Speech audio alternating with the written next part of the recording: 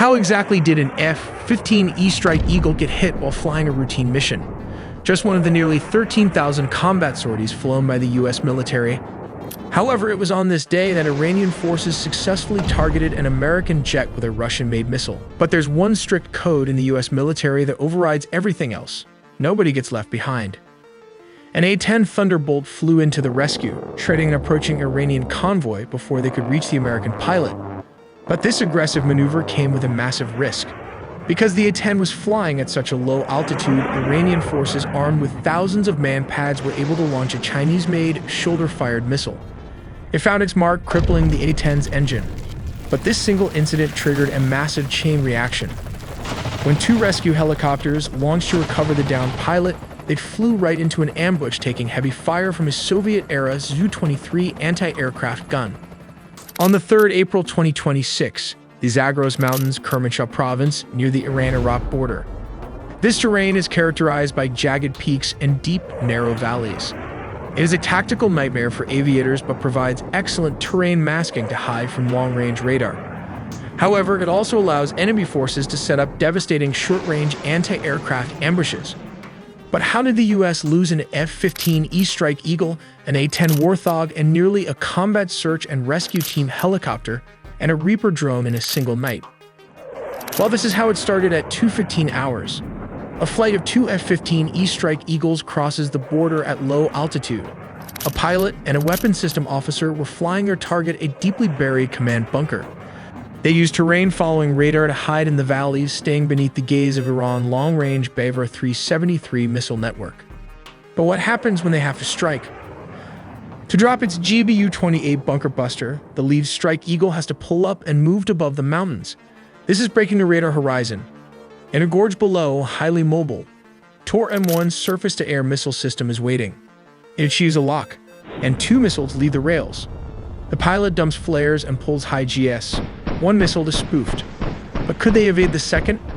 Well, the second missile detonates on proximity, causing catastrophic hydraulic failure. The crew ejects into the pitch-black mountains and the Sandy Protocol is immediately activated. But this is the US military, and they will move heaven on earth to rescue a fallen combat. At 2:45 hours in the morning, because the crash is near the border, A-10 Thunderbolt II operating nearby are diverted for resort, also called rescue escort. Down below, Iranian quick reaction forces are closing in on the downed airman. The lead A-10 executes a low-level strafing run with its legendary 30mm Avenger cannon, neutralizing the convoy. But how did this aggressive maneuver come at a cost? The noise and tracers give away its position, as the A-10 banks hard, bleeding off airspeed. For context, Iran recently flooded the battlefield with these Chinese shoulder-fired missiles, weapons that are essentially reverse-engineered clones of Russian Manpad.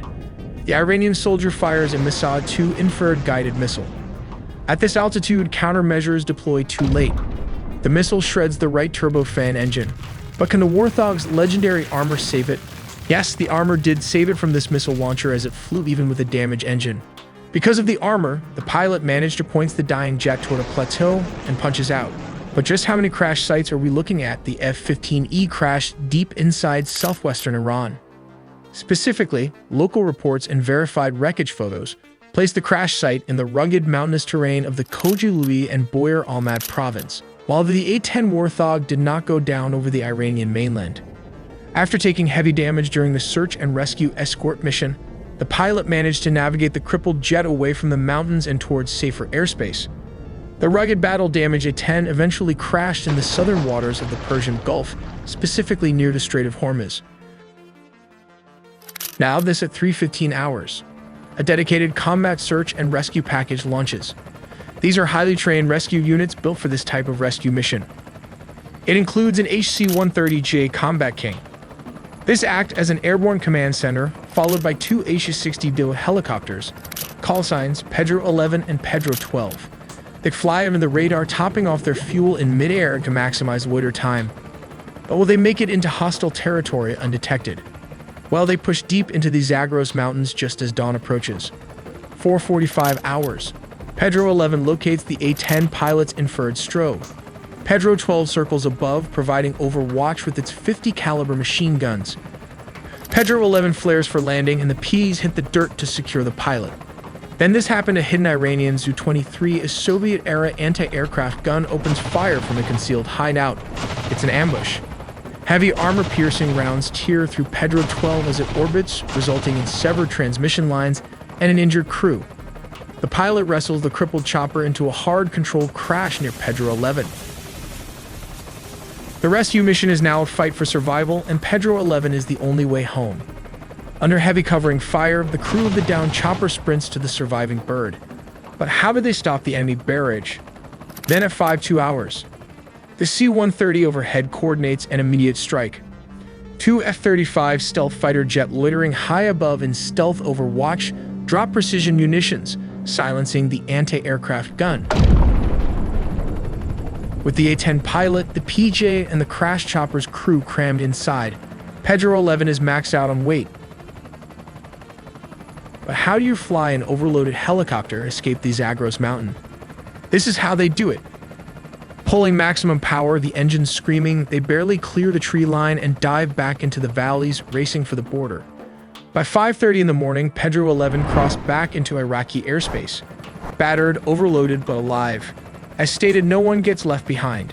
The F-15E crew is still missing in action, requiring a massive JSOC raid the following night.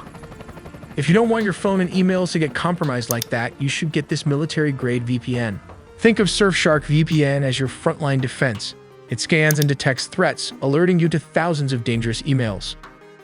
Beyond that, it includes a robust antivirus software to shield your devices from viruses, malware, and tracking by ads, bots, or third parties. Finally, with Surfshark VPN, a single subscription covers not just you, but also your friends or even your entire city if you wanted.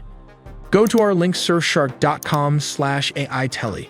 By buying through the promo link, you will get 4 extra months free, assured by a 30-day money-back guarantee. Oh wait, an F-35 was also hit during one of its mission sorties. To properly analyze this incident, you need to understand that there are 2 distinct types of missiles: radar-guided and heat-seeking. The F-35 was designed to be practically invisible to long-range radar, but it wasn't built to completely hide from heat-seeking missiles. So how exactly did Iran missile manage to bypass the stealth technology of the US F-35?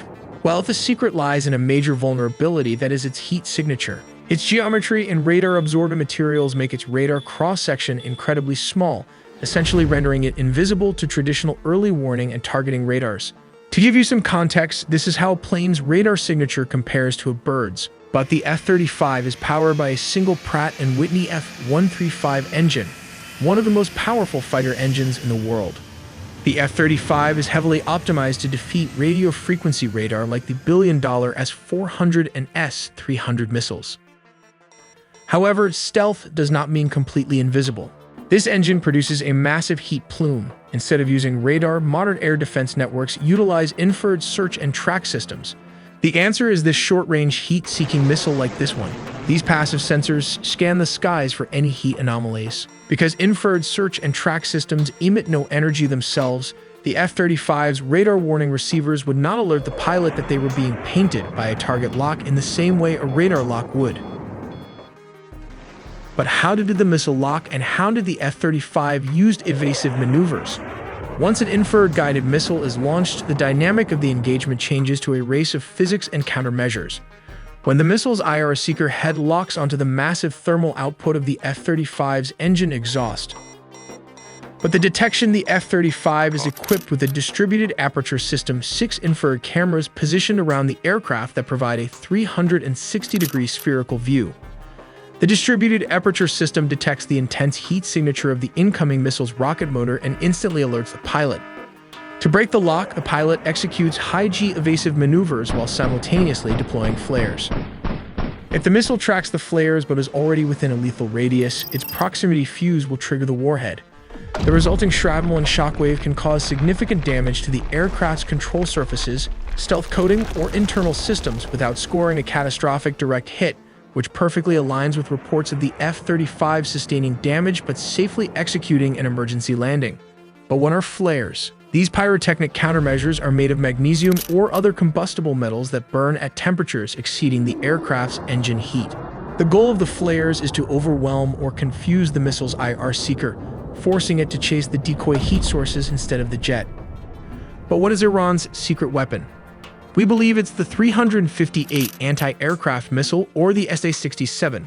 The 358 is a unique hybrid between a loitering munition or kamikaze drone and a surface-to-air missile. But how does it work? It flies at slower subsonic speeds and can loiter in a designated airspace in a figure-8 pattern until its optical and infrared sensors detect a target. If a 385 missile or a more advanced high-speed indigenous IR-guided surface-to-air missile was guided by a ground-based IRST network, it could engage the F-35 entirely within the infrared spectrum, bypassing the jet's radar challenges the long-held doctrine that fifth-generation fighters can operate with total impunity in contested airspace, highlighting the evolving threat of infrared detection. But it has its advantages as it cannot hit fighter jets far from its radius of launch system. But why does the US rely on the F-15 as its ultimate bomb truck? Each F-15 is heavily laden with GDAMs and small-diameter bombs. Interestingly, it can carry up to 19 GDAMs or 28 small-diameter weapons. While the B-2s hit the deep bunkers, the F-15s hunt the mobile targets. Their ADSA radars scan the ground for ballistic missile launchers hiding in valleys. Working in pairs, they drop precision bombs on missile convoys, hangars, and secondary command nodes. Once they are Winchester, out of ammo, or low on fuel, they don't go home yet. They connect to this tanker common launch tube that fits into almost any aircraft's existing fuel hatch. They retreat to those tanker tracks established in Phase 1, taking on thousands of pounds of jet fuel in midair before turning back for a second sortie. During Operation Fury, the US has been using F-35s to lead strikes and declared air superiority to hunt for surface-to-air missile and suppress air defenses. Although the US has achieved near-total air superiority, but the war is just entering its most dangerous stage. But here is the problem: Iran is still not out of the fight. If the US owns the sky, why not just send in standard fighters? Because while Iran's main network is shattered, isolated surface-to-air batteries like the S-300 are still hiding in the shadows. For an F-15 E-Strike Eagle, the legendary bomb truck of the Air Force, one lucky radar lock from a rogue missile is a death sentence. And in a high-stakes conflict, losing a crew and a multi-million-dollar jet to a surviving battery is a risk the Pentagon simply won't take. But how did the US and Israel manage to use F-35 jets to strike Iran while Iranian air defenses were still up and running? To make this happen, they didn't just rely on local land bases. They brought two massive floating cities right to Iran's doorstep. Down in the Arabian Sea, you've got the USS Abraham Lincoln Carrier Strike Group bearing down on the south and east. And over in the eastern Mediterranean, the biggest, newest ship, USS Gerald R. Ford. While Israeli jets flew all the way across the Middle East to reach Iranian airspace, timing was absolutely critical. The moment those IDF jets reached their marks, the missiles were released. And that brings us to the most terrifying, complicated part of this entire operation: the synchronization. Military planners rely on a tactic called time on target. Look at this map. You have missiles firing from submarines, cruise missiles launching from escort ships, and massive payload drops from stealth bombers. They are all deploying from completely different locations at entirely different times. But here is the genius of it. The US military machine was mathematically choreographed so everything impacted Karaj, Tehran, Qom, Kermanshah, and Isfahan at the exact same second the Israeli jets dropped their guided bombs. It was designed to be a total systemic shock and explodes at the same time. A move to collapse the regime instantly. When those munitions finally hit, it was pure shock and awe. But why did the Iranian air defenses fail to activate? Well, to put it simply, the US military operates in a completely different league. Using a highly advanced mix of electronic warfare and cyber operations, coordinated from space to the ground, the coalition was able to inject false data directly into Iranian radar screens. Top-tier Iranian air defense systems, like their homegrown Baver and their Russian-supplied batteries, were absolutely overwhelmed by this electronic assault. But to actually hunt them down, the US set a brilliant trap. They launched hundreds of ABM-160 MALDs, miniature air-launched decoys. To a panicked Iranian radar operator staring at a chaotic screen, these tiny drones look exactly like a massive squadron of F-15s or F-16s screaming toward the capital.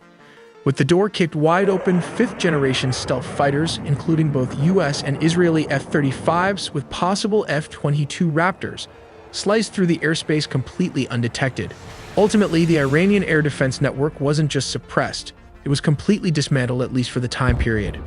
Because the Iranian do have a huge firepower. We make original videos from scratch and animated by humans, so please subscribe to not miss a beat.